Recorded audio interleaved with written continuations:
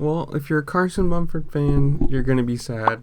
If you haven't looked at his Instagram, haven't seen anything posted, look at his wrist right there. It does not look very natural. And apparently, he crashed the other day, and I don't know what happened to it, but obviously you can see the bone sticking right out, and it's not a necessarily good thing. So it looks like with A1 only being 38, 37 days going forward now, doesn't look like he's going to be lining up for that. If he was racing east, I don't know what he's planning. But he posted on his Instagram saying, quote, "Man, yesterday it's just one of those days I wish never happened. Was riding so well and feeling so great on the bike, and unfortunately had a rare malfunction in one of the rhythms, which sent me over the bars.